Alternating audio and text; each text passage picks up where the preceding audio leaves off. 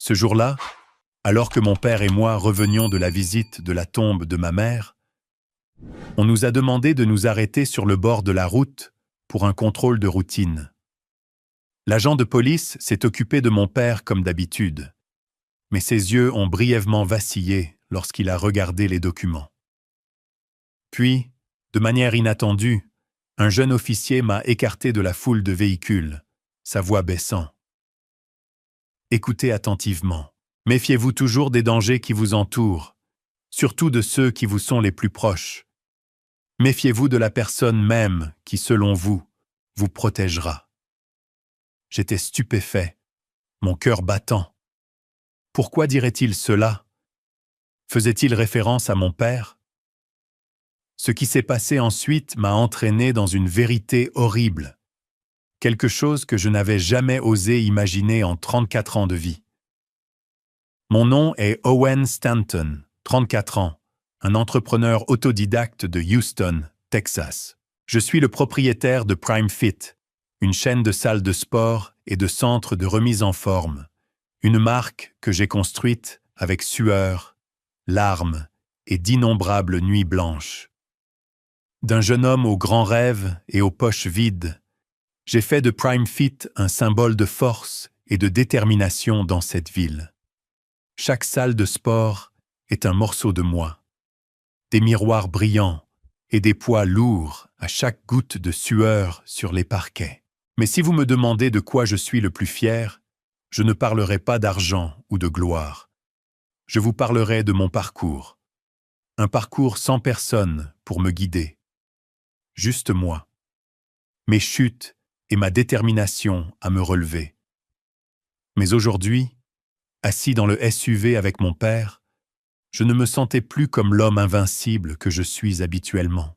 Les paroles de l'officier de police, Seth Meyer, d'après le nom sur sa poitrine, continuaient de tourbillonner dans mon esprit comme un avertissement sinistre. J'ai jeté un coup d'œil à mon père, Douglas Stanton, qui conduisait calmement, fredonnant une vieille chanson.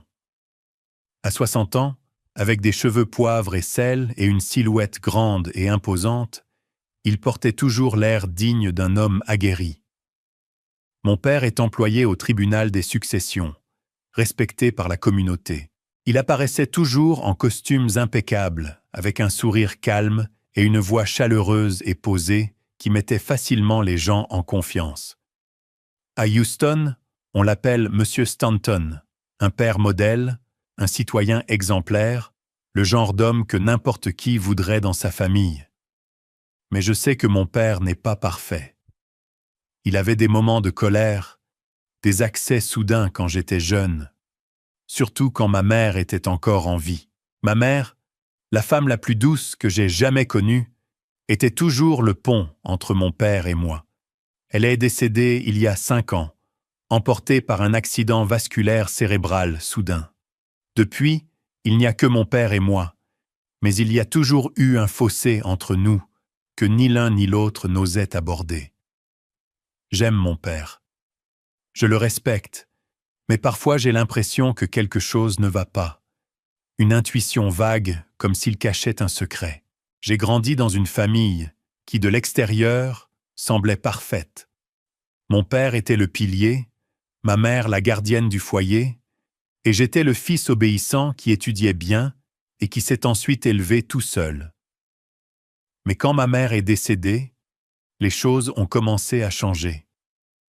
J'ai remarqué que mon père devenait plus obsédé par l'argent, surtout à mesure que Prime Fit commençait à grandir. Il me demandait souvent des nouvelles de l'entreprise, des revenus, des actions, avec une curiosité que je n'avais jamais vue auparavant. Je pensais que c'était juste sa façon de montrer son inquiétude. Ou peut-être qu'il craignait que je trébuche dans le monde impitoyable des affaires. Mais après l'avertissement de l'agent aujourd'hui, je ne suis plus sûr. Je me souviens encore vivement du jour où ma mère est décédée. J'étais dans l'une de mes salles de sport, juste en train de signer le bail d'un nouvel emplacement, quand mon père m'a appelé. Sa voix tremblait. Un événement rare pour un homme qui semblait toujours avoir le contrôle. « Ta mère ?» Elle n'a pas survécu, Owen. Je me suis précipité à l'hôpital, mais il était trop tard. Elle gisait là, froide, son visage paisible comme si elle dormait. Mon père m'a serré dans ses bras en pleurant comme un enfant. C'était la première fois que je le voyais si vulnérable. Après les funérailles, il est devenu plus silencieux, mais a aussi commencé à s'immiscer davantage dans ma vie. Il m'a dit d'investir prudemment pour qu'il gère une partie de mes actifs afin d'éviter les risques. J'ai accepté, non pas parce que je suspectais quelque chose, mais parce que je lui faisais confiance. C'est mon père, l'homme qui m'a élevé, celui que j'ai toujours cru qu'il me protégerait jusqu'à la fin.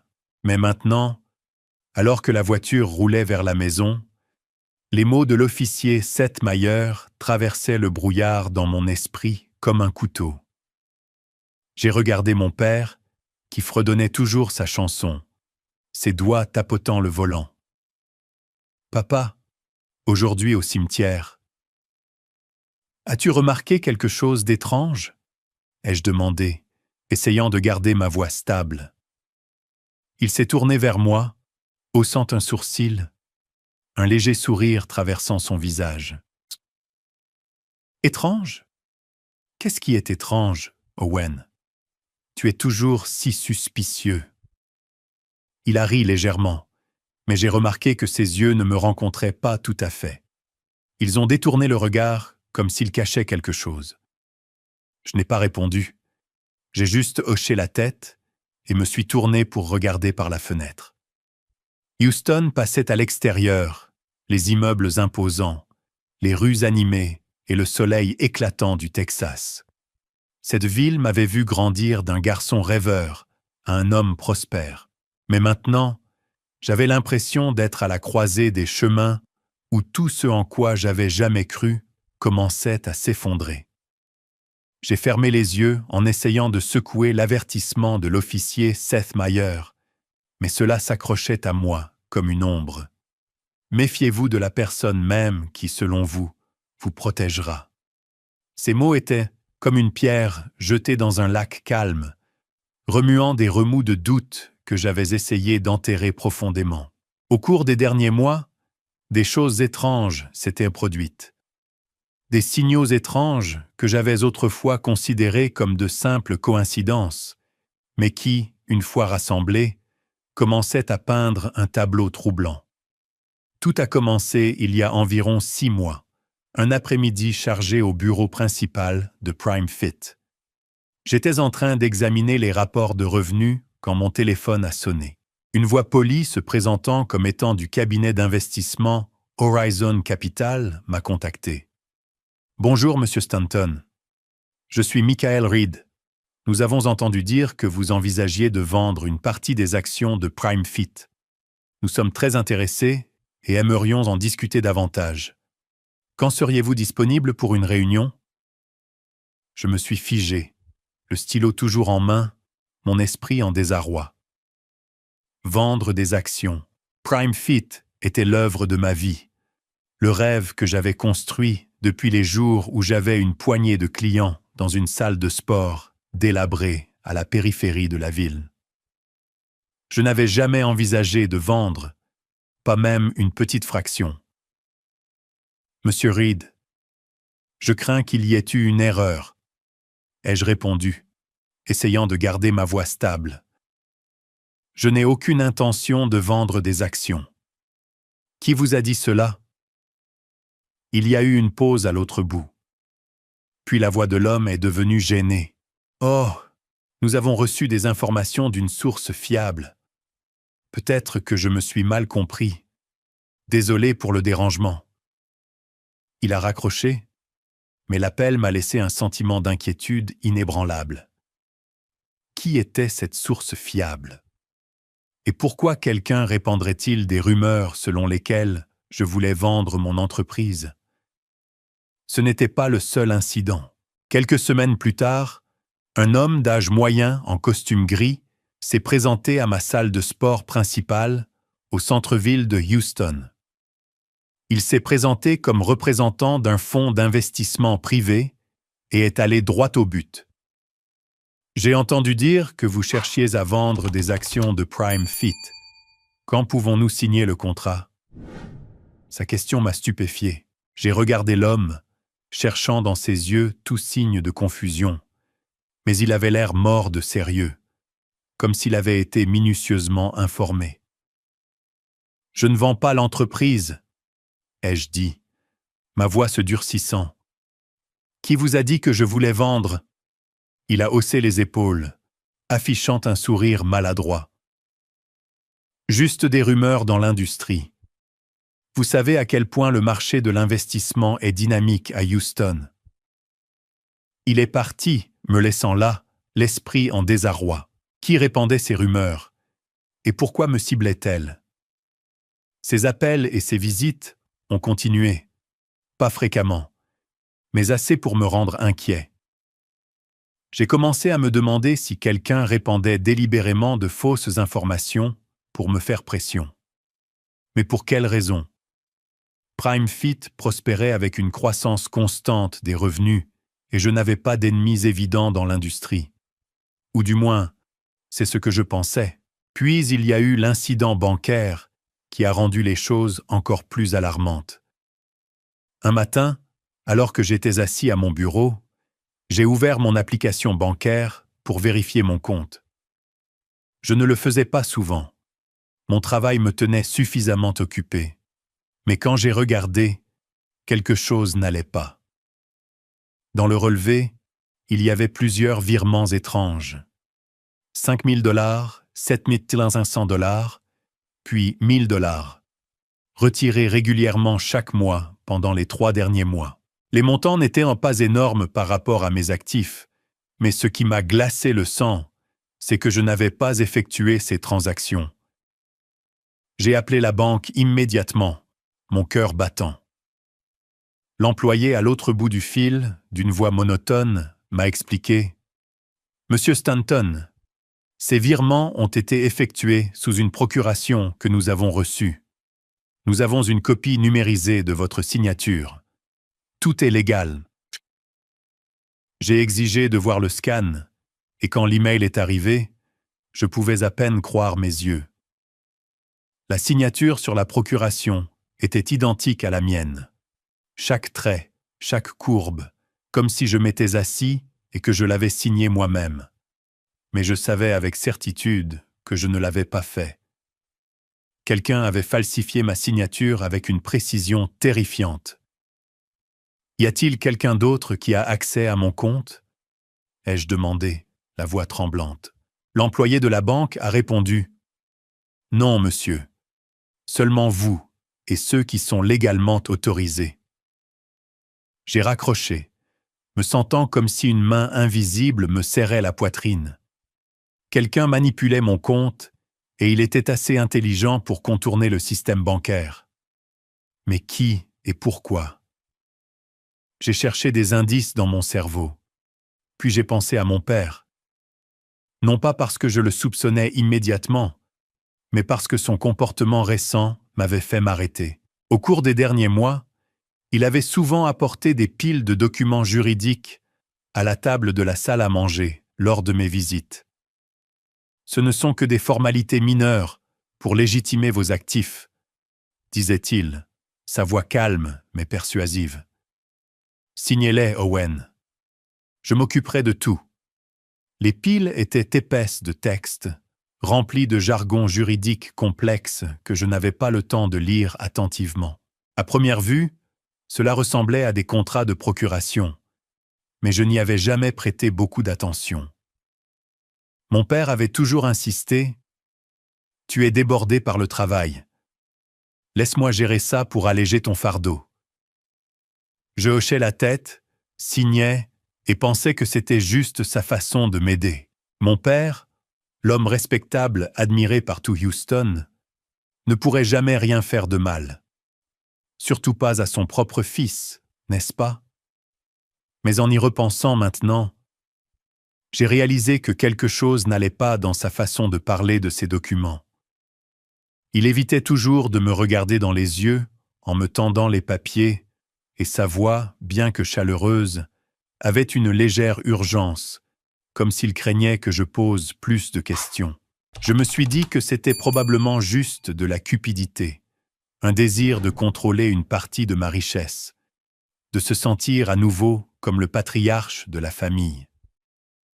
Après tout, il vieillissait et je savais qu'il était fier de mon succès. Bien que parfois cette fierté semblait teintée d'envie. Je n'ai jamais vu ça comme dangereux. Pas de mon père. L'homme qui m'a appris à lasser mes chaussures, qui m'a soutenu pendant mes jours les plus difficiles. Mais l'avertissement de l'officier Seth Meyer aujourd'hui a tout changé. J'ai commencé à rassembler les fragments, les appels étranges, les rumeurs sur la vente d'actions, les transactions bancaires mystérieuses et les piles de documents que mon père m'avait apportés. Étaient-elles toutes liées? Quelqu'un me ciblait-il délibérément? Ciblait PrimeFit? Ciblait tout ce dans quoi j'avais investi ma sueur? Et si les paroles de l'officier étaient vraies, la personne la plus proche de moi pourrait-elle être mon père? J'ai secoué la tête, essayant de dissiper cette pensée. Non, ce ne peut pas être. Mon père était la seule famille qui me restait, celui qui m'a soutenu quand ma mère est décédée. Mais alors je me suis souvenu de son regard fuyant, de la façon dont il insistait pour que je signe des documents que je n'avais pas lus attentivement.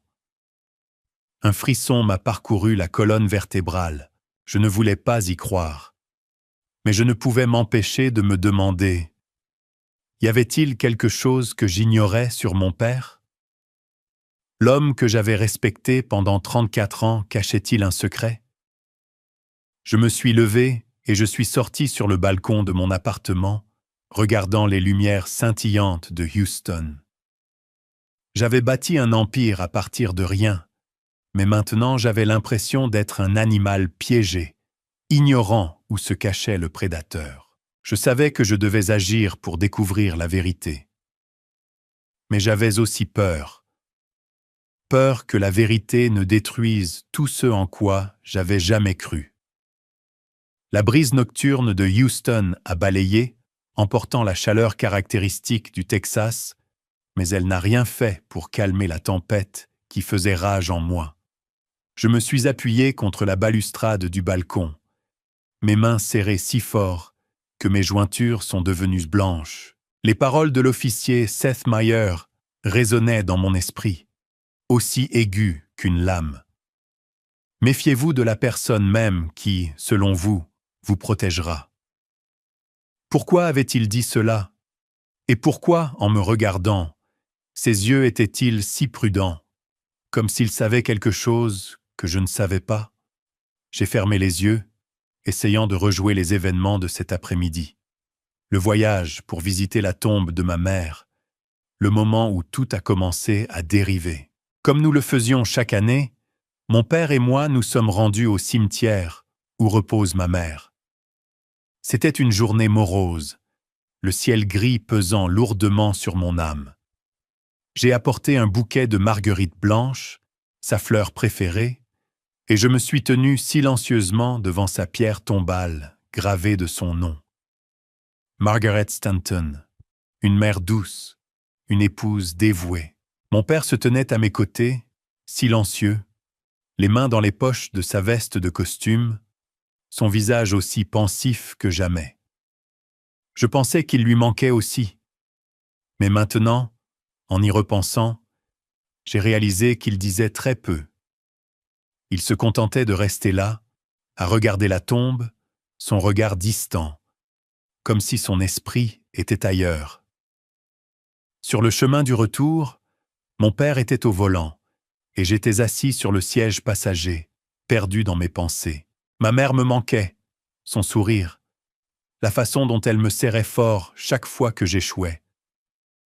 Mais alors, une sirène de police perçante a coupé ma rêverie. Mon père a tressailli. Ses mains ont légèrement secoué le volant, faisant dévier le SUV avant de s'arrêter sur le bord de la route. Je l'ai regardé, remarquant un bref moment de panique sur son visage. Quelque chose de rare pour un homme aussi composé qu'il l'était toujours. Qu'est-ce qui se passe, papa? Ai-je demandé, mais il m'a fait signe de taire ma voix. Kurt, probablement juste un contrôle aléatoire. Ne t'inquiète pas. Un officier de police s'est approché, demandant à mon père de présenter ses documents. Je suis resté assis tranquillement en regardant par la fenêtre.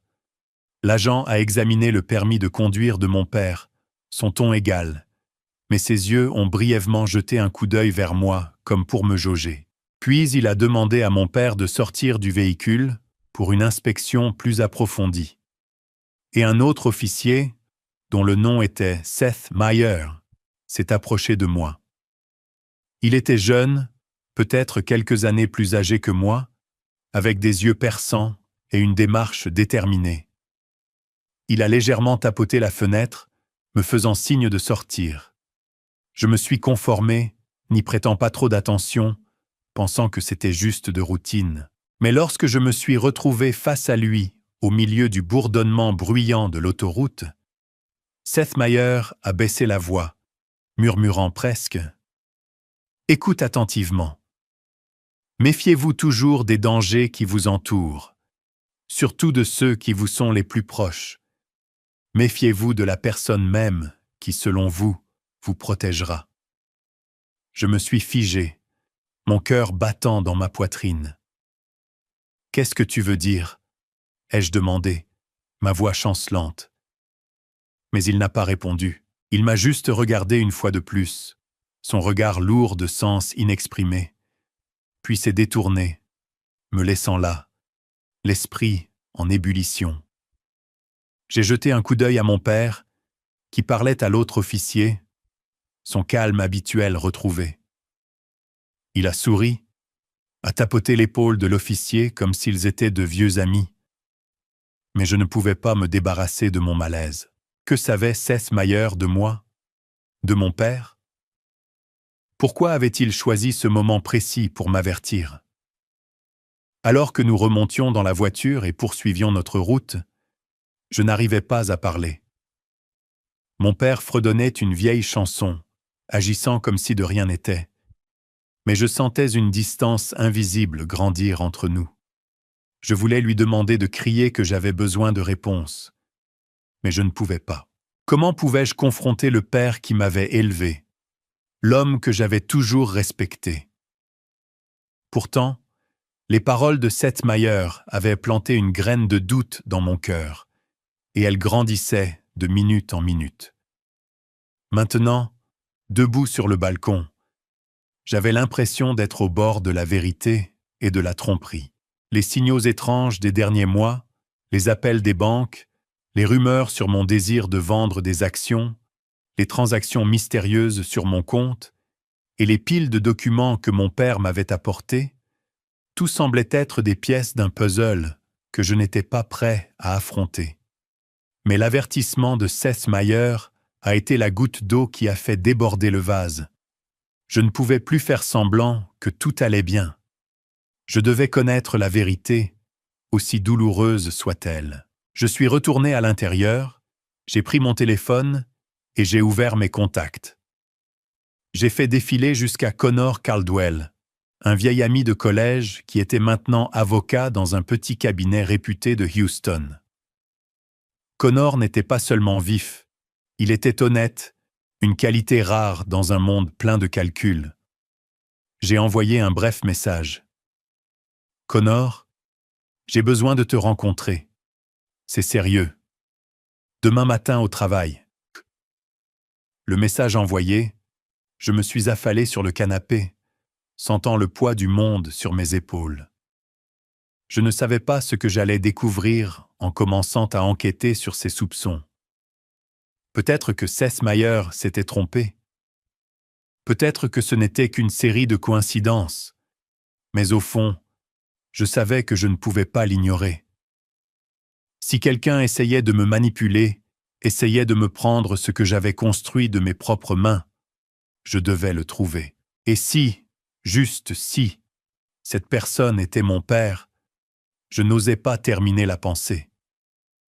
Mais je savais que je n'avais pas d'autre choix. J'ai regardé par la fenêtre, les lumières de Houston scintillant toujours comme pour me mettre au défi d'agir. J'ai pris une profonde inspiration, essayant de me calmer. Demain, je commencerai. Je découvrirai la vérité, peu importe où elle mènera.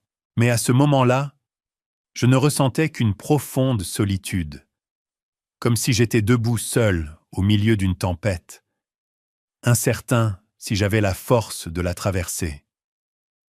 Le soleil du matin filtrait à travers les fenêtres en verre de l'appartement. Mais cela n'a rien fait pour apaiser la lourdeur dans ma poitrine. Je me suis assis à la table de la salle à manger, une tasse de café froid devant moi, et j'ai renvoyé un message à Connor Caldwell. Rendez-vous ce matin, 9h01, au café de Main Street. Connor a répondu instantanément. J'y serai. Je savais que je pouvais lui faire confiance. Nous nous connaissions depuis l'université quand j'étais un jeune homme avec de grands rêves et des poches vides.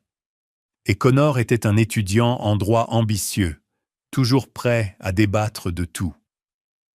Maintenant, il était avocat indépendant, ne travaillant pas pour de grandes entreprises, mais sa réputation était bâtie sur l'honnêteté et le dévouement, exactement ce dont j'avais besoin en ce moment.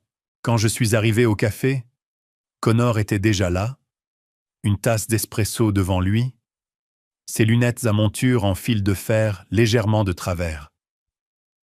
Il a levé les yeux, affichant un sourire familier, mais son expression s'est rapidement transformée en inquiétude quand il a vu mon visage. « Tu as l'air d'avoir couru un marathon à travers l'enfer, Owen », a-t-il dit, à moitié en plaisantant, à moitié au sérieux. Je me suis assis et je suis allé droit au but. J'ai besoin de ton aide.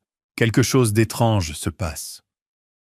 Je pense que quelqu'un essaie de manipuler mes actifs. Et j'ai hésité, ma voix chancelante. Je ne suis pas sûr, mais mon père pourrait être impliqué. Connor a haussé un sourcil, mais n'a pas interrompu. Je lui ai tout raconté. Les appels des banques, les rumeurs sur la vente d'actions de PrimeFit, les transactions étranges sur mon compte, et l'avertissement de l'officier Seth Meyer. Quand j'ai mentionné les piles de documents que mon père m'avait fait signer, Connor a froncé les sourcils, tapotant légèrement ses doigts sur la table. « Tu as besoin de quelqu'un pour creuser ça, Owen. Pas juste un avocat. Tu as besoin d'un détective privé. Quelqu'un de bon, discret, et qui n'a pas peur de se salir les mains. » Il a sorti son téléphone, a tapé rapidement et m'a tendu une carte de visite. C'est Jack Ramsey, ancien du FBI, maintenant détective privé. Si quelqu'un peut découvrir la vérité, c'est Jack.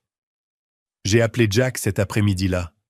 Lui, un homme dans la quarantaine, avec une voix rauque, une silhouette élancée et des yeux aussi vifs que des couteaux, a accepté de me rencontrer dans un petit bar à la périphérie de Houston.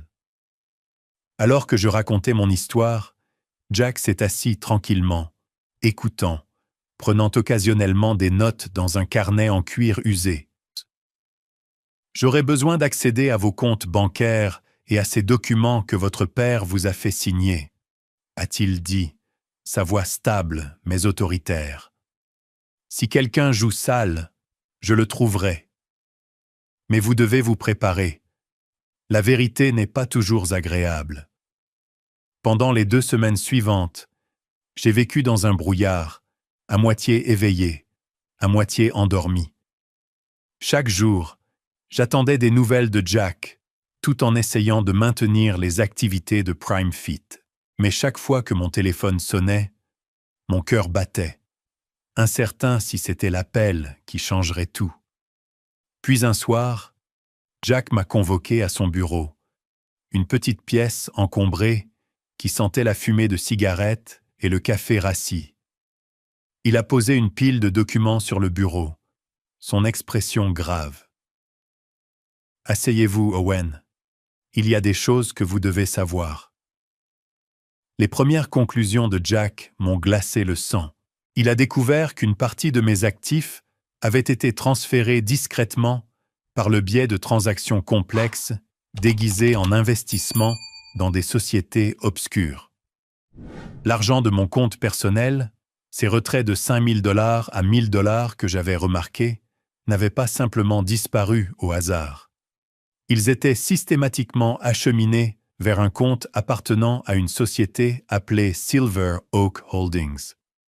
Le front de Jack se plissa alors qu'il pointait le nom de l'entreprise. « Ah, j'ai creusé plus profondément. Silver Oak est une société écran créée pour dissimuler les flux d'argent. Et devinez qui y est lié. » J'ai secoué la tête, bien qu'un sentiment de déclin commençait déjà à se former dans mon estomac. Jack a continué, sa voix basse. « Le nom de votre père, Douglas Stanton, apparaît dans les documents d'enregistrement de l'entreprise. » J'ai senti le sang dans mes veines se transformer en glace. « Mon père ?» ai-je murmuré, ma voix à peine audible. Jack a hoché la tête, me glissant une pile de papier. « Ce n'est pas tout. J'ai trouvé quelque chose d'encore plus troublant. Un rapport médical déposé auprès du tribunal il y a quelques mois affirme que vous présentez des signes d'instabilité mentale. Ce document a été utilisé pour demander au tribunal d'envisager de nommer un tuteur légal pour vos actifs. Et devinez qui est nommé comme tuteur. Douglas. » Encore une fois, j'ai serré les poings, mes ongles s'enfonçant dans mes paumes. Un faux rapport médical. Instabilité mentale. J'étais un entrepreneur de 34 ans dirigeant une chaîne de salles de sport d'une valeur de plusieurs dizaines de millions, sans antécédent de problèmes mentaux. Pourtant, quelqu'un, et tous les signes pointaient maintenant vers mon père, avait fabriqué une histoire pour me priver du contrôle de mes actifs. J'ai regardé Jack, luttant pour garder ma voix stable. Y a-t-il autre chose? Jack a tourné une autre page des documents, les formulaires de procuration avec votre signature. J'en ai fait analyser quelques-uns. Les signatures sont falsifiées, très sophistiquées, mais un expert en calligraphie a confirmé qu'elles ne sont pas les vôtres.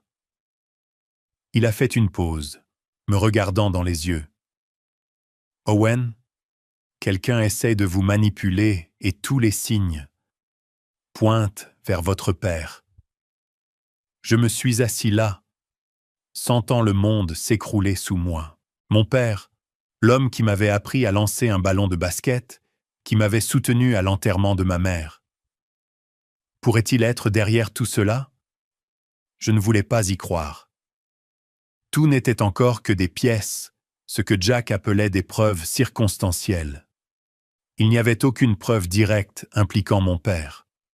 Aucune lettre ou enregistrement le désignant clairement comme le coupable. Mais les pièces s'assemblaient trop parfaitement, trop neatly pour être de simples coïncidences. J'ai décidé de creuser plus profondément moi-même. J'ai demandé à la banque de m'envoyer des relevés détaillés de toutes les transactions de l'année écoulée. Quand ils sont arrivés, j'ai passé une nuit entière à examiner chaque ligne, chaque chiffre. Et là, c'était des fonds de mon compte transférés à Silver Oak Holdings, la société que Jack avait dit être liée à mon père. J'ai rappelé la banque pour demander plus de détails sur les documents de procuration. Ils m'ont envoyé des scans, et cette fois, je les ai examinés de près. La signature était étrangement identique à la mienne, mais en y regardant de plus près, j'ai remarqué un petit détail. Un léger tremblement dans le trait final, quelque chose que ma vraie signature n'avait jamais. J'ai envoyé les scans à un autre expert en calligraphie, et le résultat l'a confirmé.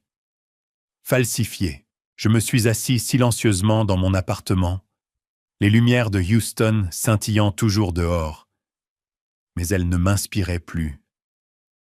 Elles ressemblaient à des yeux qui me regardaient, attendant mon prochain mouvement. J'ai pensé à mon père, à son regard fuyant, à la façon dont il insistait toujours pour que je le laisse tout gérer. J'ai pensé à ma mère, à ses derniers jours, Et je me suis demandé s'il y avait quelque chose que j'avais manqué, quelque chose qui pourrait expliquer tout cela. Mais surtout, j'ai pensé à l'avertissement de Seth Meyer. Que savait-il? Et pourquoi m'avait-il choisi pour m'avertir? Je savais que je ne pouvais pas m'arrêter. Peu importe la douleur de la vérité, je devais aller jusqu'au bout. J'ai rappelé Jack. Creusez plus profondément, Jack, ai-je dit, ma voix plus ferme que jamais. J'ai besoin de preuves solides. Si mon père est vraiment derrière tout ça, je veux tout savoir. Jack a hoché la tête au téléphone, son ton calme. Je le trouverai, Owen. Mais sois prêt. Ce que nous allons découvrir ensuite n'est peut-être pas seulement une question d'argent. J'ai raccroché, sentant que j'avais franchi une ligne dont il n'y avait pas de retour possible.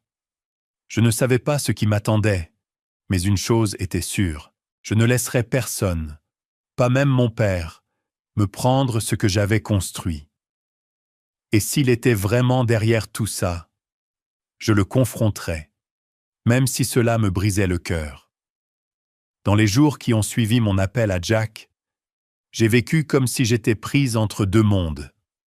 L'un où j'étais Owen Stanton, l'entrepreneur confiant derrière l'empire Prime Fit, et l'autre où j'étais un fils doutant du père que j'avais vénéré pendant 34 ans.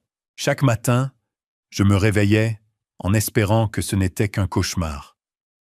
Mais chaque nuit, quand Jack Ramsay appelait, les pièces de la vérité devenaient plus nettes, plus claires et plus douloureuses. Jack a arrangé de me rencontrer à son bureau un soir tard, alors que le ciel de Houston brûlait d'orange. La pièce était aussi encombrée qu'avant, empilée de dossiers et lourde de l'odeur de café rassis. Mais cette fois, Jack ne s'est pas assis. Il s'est tenu debout, les mains appuyées sur le bureau, son expression lourde de ce qui semblait être un terrible secret. « Owen !» a-t-il dit, sa voix si basse qu'elle m'a donné un frisson dans le dos. J'ai fouillé dans les dossiers de votre père au tribunal des successions. Et ce que j'ai trouvé, ce n'est pas facile à dire. Il m'a fait glisser une épaisse pile de documents, des pages remplies de textes et de sceaux juridiques. Douglas Stanton n'est pas seulement l'employé modèle du tribunal des successions, a commencé Jack, sa voix stable mais glaciale. C'est un fraudeur systématique. Depuis plus de 2 décennies, il a exploité sa position au tribunal des successions pour falsifier des testaments et détourner des actifs des défunts. Des personnes sans personne pour les protéger, sans famille pour poser des questions. Il y a au moins 3 cas documentés, mais je parierais qu'il y en a plus. Mes mains tremblaient alors que je feuilletais les pages. Testaments falsifiés, signatures parfaitement imitées, des dizaines de milliers de dollars d'actifs acheminés vers des sociétés écrans inexistantes. Un nom continuait d'apparaître dans les registres. Douglas Stanton, le tuteur légal, l'exécuteur testamentaire. Mais ce qui a arrêté mon cœur net, c'est un cas spécifique, a souligné Jack. Cette femme, Helen Carter, a-t-il dit, pointant une page. Elle est décédée en 2008, laissant une succession d'une valeur de 2000 $. Le testament a été modifié et la totalité de la somme a été transférée à une société écran au nom de Douglas. Sa famille n'en savait rien. Et quand ils l'ont découvert, il était trop tard. Son fils s'est suicidé après avoir tout perdu. J'ai levé les yeux, ma gorge serrée. S'est suicidé, ai-je murmuré, sentant comme si quelqu'un m'avait frappé à la poitrine. Jack a hoché la tête, son regard inébranlable. Oui, et ce n'est pas le seul cas. Douglas ciblait les personnes vulnérables, les personnes âgées, sans famille, ceux à qui personne ne faisait attention. Il couvrait ses traces habilement, exploitait les failles juridiques et ces documents semblaient toujours légitimes en surface. C'est pourquoi il n'a jamais été attrapé. Je me suis affalé sur la chaise, mon esprit en désarroi. Le père que j'avais admiré, l'homme que tout Houston appelait Monsieur Stanton, était un escroc impitoyable. Je me souvenais de lui se tenant devant le miroir, ajustant sa cravate, affichant son sourire calme avant de se rendre au travail. Je me souvenais de la façon dont il me tapotait l'épaule, disant que j'étais sa fierté et sa joie. Était-ce tout un acte? Un masque parfait cachant sa vraie nature? Jack n'avait pas fini. Il a sorti un autre document. Cette fois, un rapport interne d'une agence d'enquête financière. Douglas est dans le viseur du FBI depuis des années. Il dit qu'ils enquêtent discrètement. Mais il est trop prudent, ne laissant aucune preuve directe. Cependant, Owen, il a fait une pause, me regardant dans les yeux. Ce qui vous arrive, les transactions étranges, la procuration falsifiée, le faux rapport médical, tout cela correspond à son schéma. Vous pourriez être sa prochaine cible. Les paroles de Jack ont été le coup de grâce, coupant le dernier fil de confiance auquel je m'accrochais. J'ai pensé à l'argent qui disparaissait de mon compte, à la société écran, Silver Oak Holdings, au faux rapport médical affirmant que j'étais mentalement instable. Tout cela faisait partie d'un complot plus vaste. Et l'homme derrière tout ça était mon père. Je me sentais suffoqué, comme si l'air du bureau exigu de Jack était aspiré. « Pourquoi ?» ai-je demandé, ma voix enrouée. « Pourquoi me ferait-il ça? Je suis son fils. » Jack a haussé les épaules, mais ses yeux étaient pleins d'empathie. Certaines personnes sont aveuglées par l'argent, Owen. Peut-être qu'il vous considérait comme la cible la plus facile, quelqu'un qui ne le soupçonnerait jamais. Mais je vais vous aider à trouver la vérité. La question est, jusqu'où êtes-vous prêt à aller? Je n'ai pas répondu immédiatement. Au lieu de cela, j'ai demandé à Jack d'organiser des rencontres avec des personnes qui pourraient éclaircir cela. Il a organisé une visite avec la famille d'une ancienne victime, les Thompson, qui avaient perdu une part importante de leur héritage à cause d'un testament falsifié géré par mon père. Quand je suis entré dans leur modeste maison à la périphérie de Houston, j'ai rencontré Ellen Thompson, une femme dans la soixantaine, les yeux rouges alors qu'elle racontait son histoire.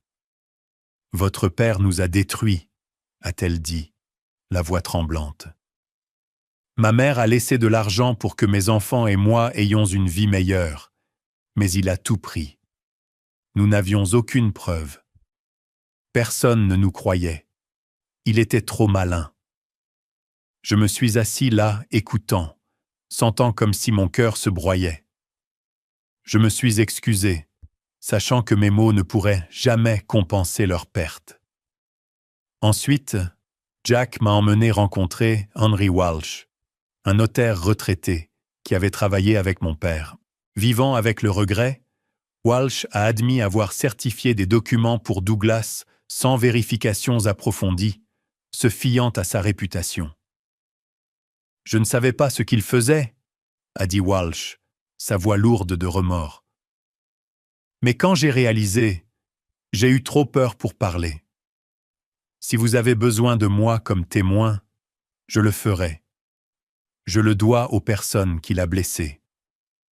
Je suis rentré à mon appartement tard ce soir-là, mon esprit rempli de pièces que je ne pouvais plus nier. Mon père avait orchestré un plan parfait, utilisant un faux rapport médical pour que le tribunal me prive du contrôle de mes actifs, transférant les actions de PrimeFit par le biais de la société écran Silver Oak, et influençant même certains membres de mon conseil d'administration, des personnes que j'avais récemment remarquées agir étrangement, évitant les discussions sur l'avenir de l'entreprise.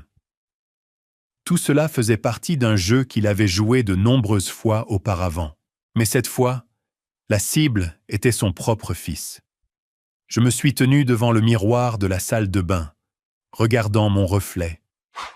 J'ai vu les yeux de ma mère, doux et pleins d'amour, mais aussi une trace de mon père, sa détermination, sa résolution. Mais je n'étais pas lui. Je ne le laisserais pas prendre ce qui était à moi. Je ne le laisserais pas me transformer en une autre victime sur sa longue liste.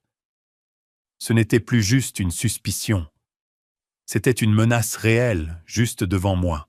Je ne pouvais pas attendre que les autorités agissent. Elles surveillaient mon père depuis des années sans l'attraper.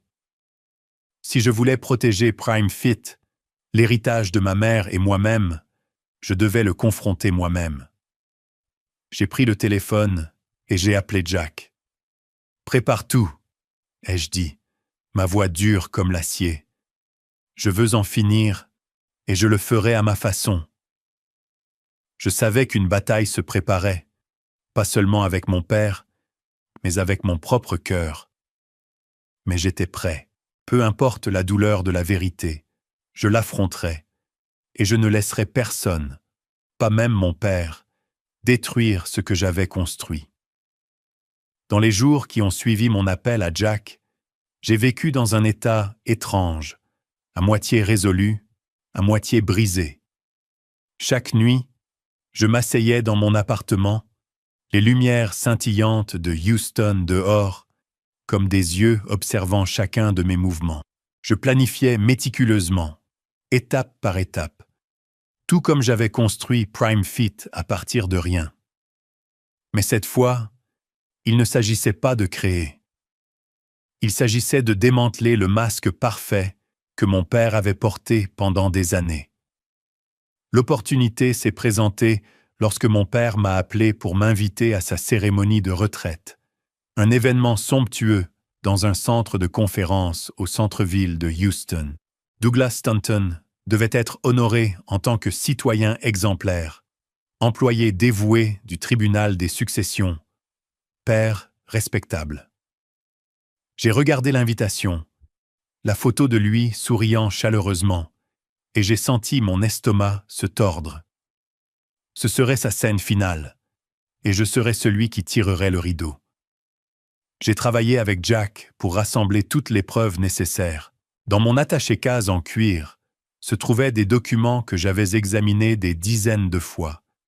Des relevés bancaires montrant des fonds acheminés vers Silver Oak Holdings, la société écran de mon père, des analyses d'experts confirmant les documents de procuration falsifiés portant ma signature, un testament original d'une ancienne victime obtenu par Jack des archives, clairement contrastant avec la fausse version que mon père utilisait pour voler des actifs, et des déclarations sous serment d'Ellen Thompson et Henry Walsh, le notaire repentant prêt à témoigner. Je gardais ces documents près de moi comme un talisman, un rappel que je ne pouvais pas faillir, aussi douloureux soit-il pour mon cœur. Le jour de la cérémonie de retraite est arrivé, une soirée baignée de lumière et de rire. La salle était élégamment décorée, ornée de bannières faisant l'éloge de la carrière de mon père. Douglas Stanton, l'exemplaire de Houston. Anciens collègues, fonctionnaires locaux et connaissances de la communauté se sont rassemblés, levant leurs verres pour porter un toast à l'homme qu'ils croyaient être un parangon d'intégrité. Je me tenais dans un coin de la pièce, serrant un verre de vin, les yeux fixés sur mon père. Il portait un costume gris, ses cheveux poivre et sel soigneusement peignés, son sourire aussi calme que jamais. Quand il m'a vu, ses yeux se sont illuminés et il s'est précipité pour m'embrasser, riant comme si nous ne nous étions pas vus depuis des années. Mais maintenant, je ne le voyais plus avec l'admiration de ma jeunesse. Ce n'était pas le père exemplaire et dévoué que je connaissais autrefois. La fête bourdonnait d'énergie. À mi-chemin, mon père est monté sur scène pour parler, sa voix chaleureuse résonnant alors qu'il racontait ses années de service au tribunal des successions et sa fierté de me voir grandir. Une colère sourde montait en moi. Chaque mot qu'il prononçait était un couteau, non pas parce que c'était un mensonge, mais parce que c'était si parfaitement, si habilement conçu. Tout au long de ma carrière, a-t-il dit, son regard balayant la foule. J'ai toujours cru que la famille était le fondement. Mon fils Owen en est la preuve. Il a bâti Prime Fit à partir de rien, et je ne pourrais pas être plus fier. La foule a applaudi, certains se tournant pour me sourire. J'ai hoché la tête en retour, mais à l'intérieur, j'ai voulu crier. Fier. S'il était fier, pourquoi avait-il essayé de tout me prendre? J'ai attendu la fin de son discours, alors que les applaudissements résonnaient encore. Puis je suis monté sur scène, saisissant le microphone, ma voix calme mais résolue. « Je suis désolé d'interrompre, » ai-je dit, croisant le regard de mon père. Mais il y a une autre histoire sur Douglas Stanton que tout le monde doit connaître. La salle s'est tue, tous les yeux sur moi. Mon père a froncé les sourcils, son sourire vacillant, bien qu'il ait maintenu son comportement posé. « Owen, qu'est-ce que tu fais ?» a-t-il demandé, sa voix basse mais tranchante. Je n'ai pas répondu. Au lieu de cela, j'ai fait signe au technicien de projeter les relevés bancaires que Jack avait préparés sur le grand écran. Ce sont des transactions de mon compte personnel, ai-je dit, ma voix portant dans la salle. Des dizaines de milliers de dollars transférés régulièrement à une société appelée Silver Oak Holdings.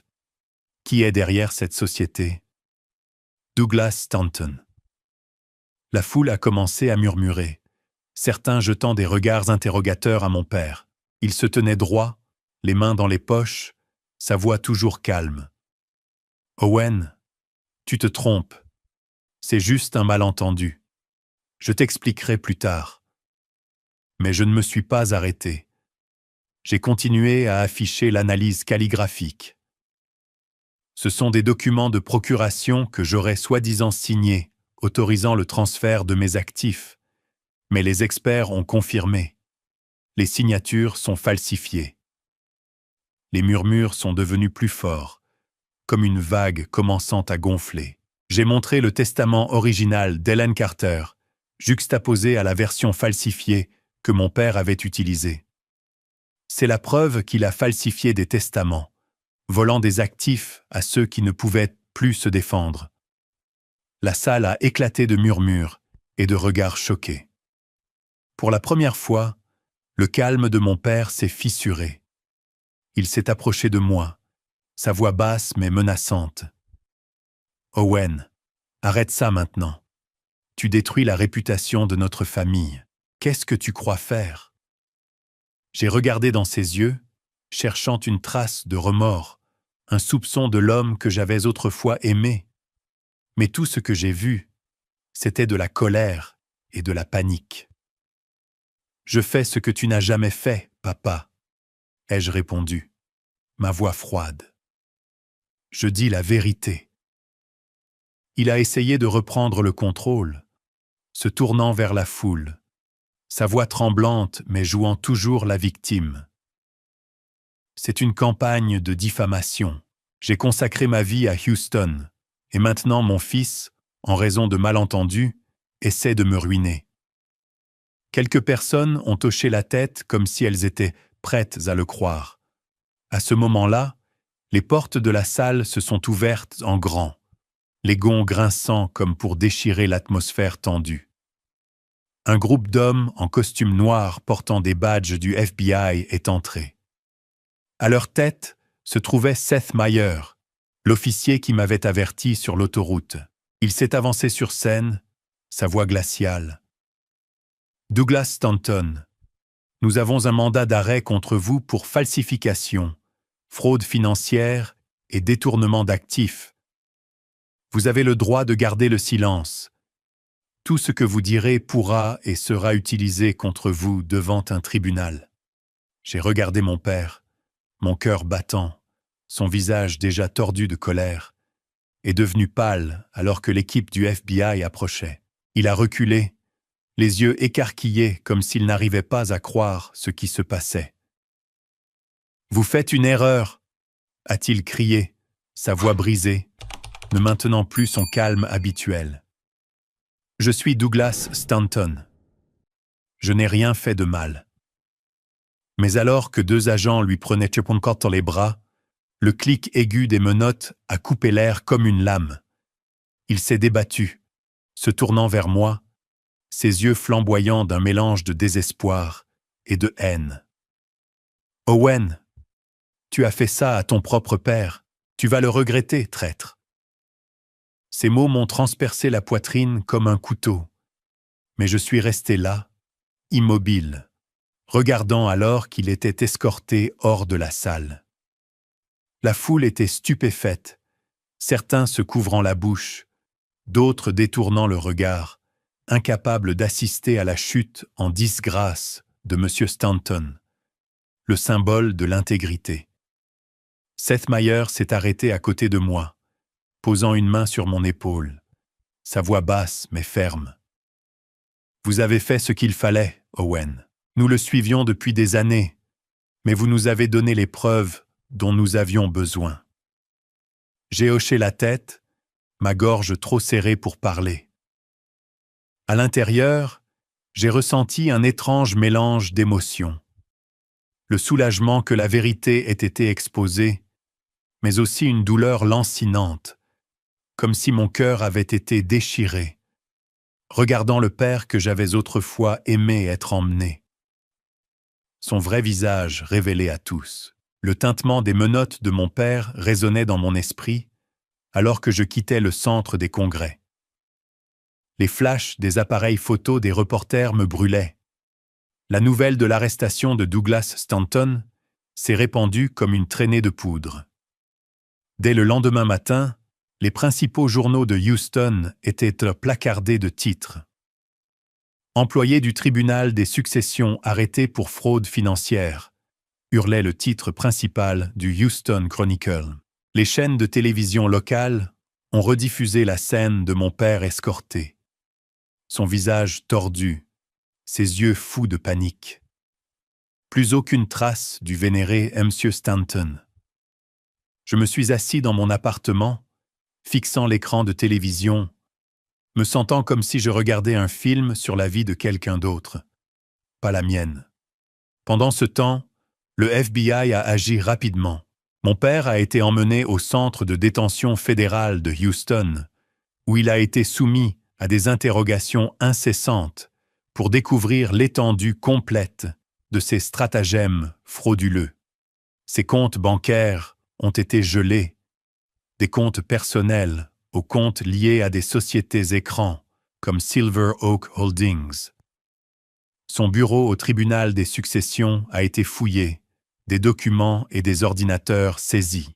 J'imaginais des agents du FBI feuilletant des piles de dossiers, chaque cachet dont mon père était autrefois fier servant maintenant de preuve contre lui. Les propriétés en son nom, une maison de vacances à Galveston, un appartement à Dallas ont également été gelés dans l'attente de l'enquête. Chaque détail rapporté dans la presse semblait être un autre couteau qui se retournait dans mon cœur. Le FBI a commencé à convoquer les anciennes victimes de mon père. Ellen Thompson, qui avait partagé la douleur de sa famille avec moi, a été parmi les premières à accepter de témoigner. Mais il y en avait d'autres, des visages que je n'avais jamais connus, des gens trop effrayés ou impuissants pour parler auparavant. Un homme âgé qui a perdu sa seule maison, une mère célibataire, privée d'un héritage destiné à soutenir ses enfants. Ils ont émergé, portant des histoires déchirantes sur la dévastation que mon père avait causée. Chaque témoignage était une autre pièce du sombre caractère de son vrai moi. Entre-temps, j'ai travaillé avec Connor Caldwell pour reprendre le contrôle de Prime Fit et de mes actifs. Les documents de procuration falsifiés ont été annulés et les transactions illicites inversées. Assis dans le bureau de l'avocat, signant des papiers pour rétablir la propriété des actions de mon entreprise, j'ai eu l'impression de récupérer des morceaux de mon âme. Mais même si PrimeFit était de retour entre mes mains, il n'y avait aucune joie dans la victoire. Au lieu de cela, il y avait un vide froid là où les liens familiaux existaient autrefois. Puis un après-midi, alors que j'étais dans le bureau de Jack Ramsay, Seth Meyer est apparu avec une nouvelle pile de documents. Il s'est assis, son expression lourde, et m'a fait glisser les papiers. « Owen, tu dois lire ça, mais prépare-toi. » J'ai pris les documents, mes mains tremblant, ne sachant pas ce qui pouvait être pire que ce que je savais déjà. Mais en tournant la première page, le monde a semblé s'effondrer à nouveau. Parmi la liste des victimes de mon père se trouvait un nom que je ne m'attendais jamais à voir. Margaret Stanton, ma mère. J'ai levé les yeux vers Seth, ma voix brisée. Non, ce n'est pas possible. Ma mère? Seth a hoché la tête, ses yeux pleins d'empathie. Avant que ta mère ne décède, elle a rédigé un testament, te laissant un fonds fiduciaire et quelques actions. Douglas a falsifié des documents et a tout détourné à son profit. Tu ne le savais pas parce qu'il avait si parfaitement dissimulé cela. Je me suis senti suffoqué, comme si l'air dans la pièce avait été aspiré. Pendant les 5 dernières années, je pensais que ma mère ne m'avait laissé que des souvenirs, des lettres manuscrites et son doux sourire. Je n'avais aucune idée qu'elle avait essayé de sécuriser mon avenir, seulement pour que mon père, l'homme qu'elle aimait et en qui elle avait confiance, le lui vole. La douleur était comme une lame de rasoir. Pas seulement à cause de la trahison de mon père, mais parce que ma mère, la femme que j'aimais le plus, était aussi sa victime. Je me suis assis là, la tête entre les mains, essayant de ne pas crier. Jack m'a posé une main sur l'épaule, sa voix basse. « Je sais que ça fait mal, Owen, mais tu as fait ce qu'il fallait en le dénonçant, pas seulement pour toi, mais pour tous les autres, y compris ta mère. » Des mois plus tard, le procès de Douglas Stanton a eu lieu au palais de justice fédéral de Houston, attirant l'attention nationale. Mon père a fait face à une litanie d'accusations. Fraude électronique, fraude postale, falsification, usurpation d'identité et complot en vue de commettre une fraude.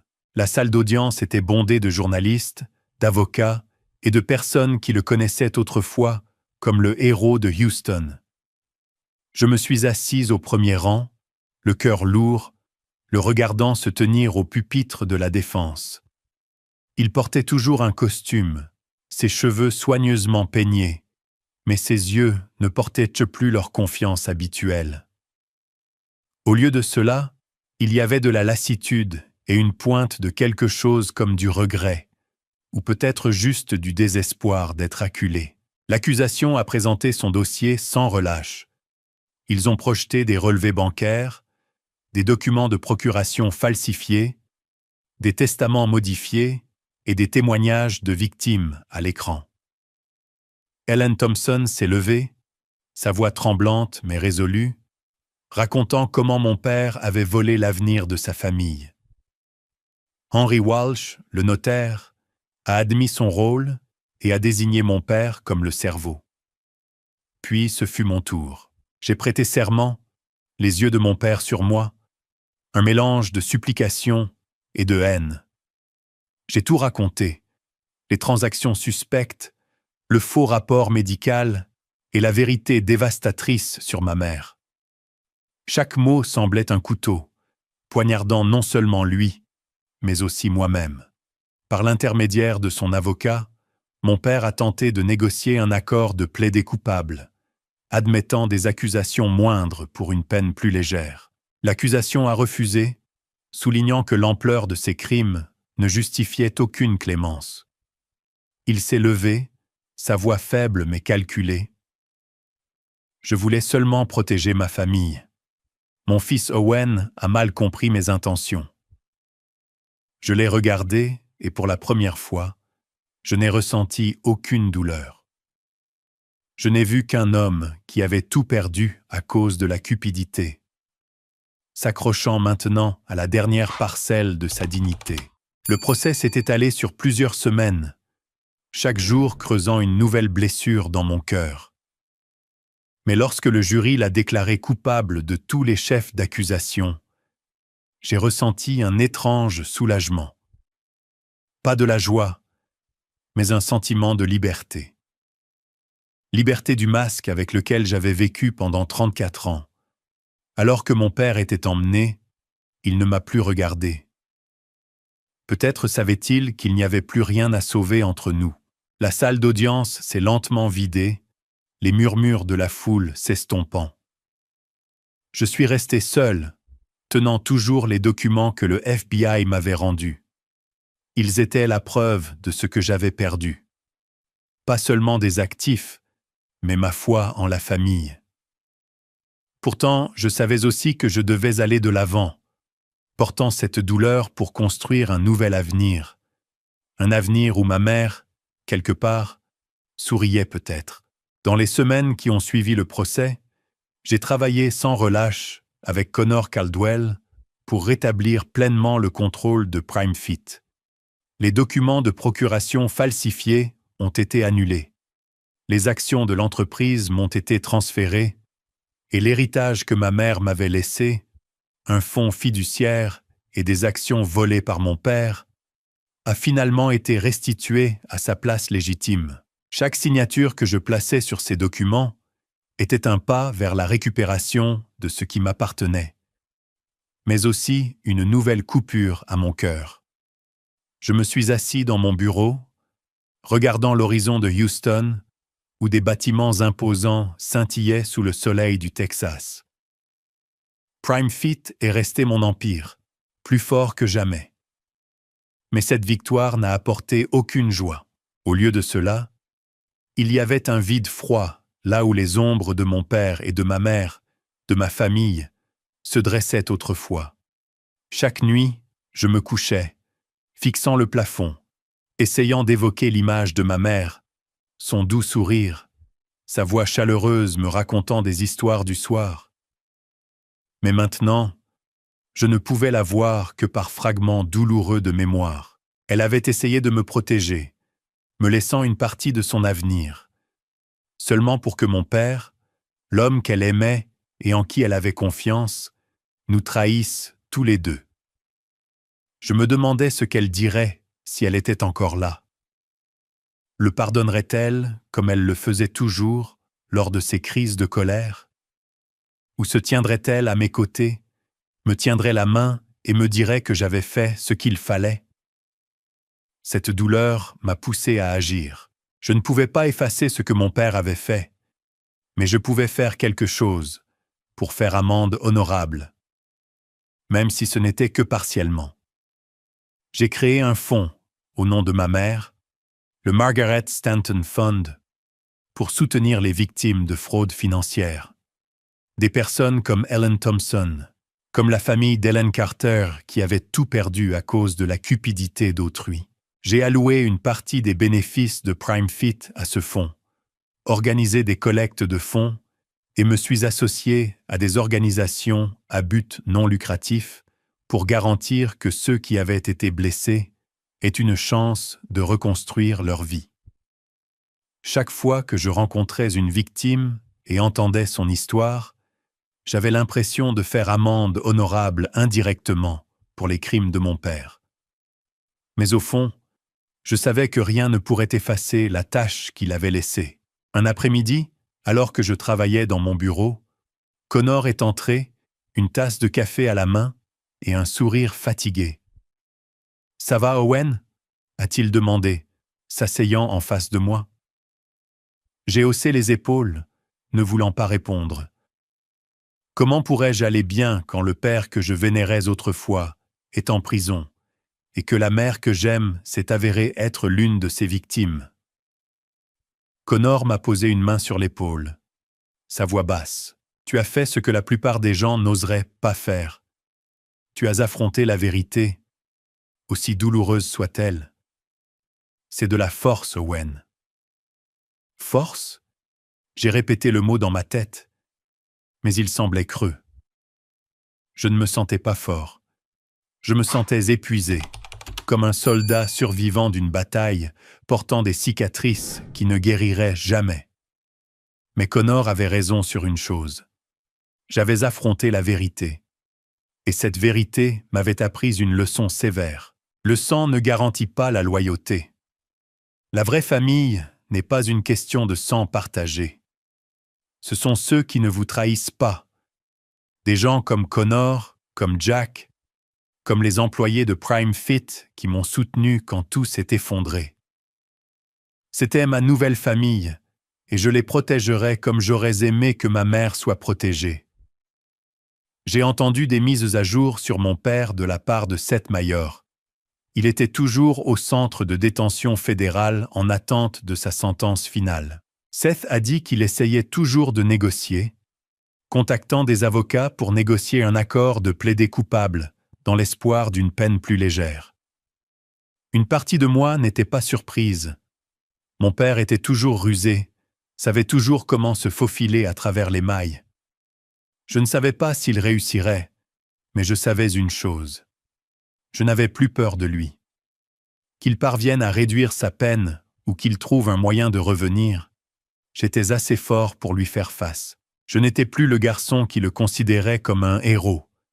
J'étais Owen Stanton, l'homme qui avait construit Prime Fit à partir de rien, qui avait survécu à la plus grande trahison de sa vie.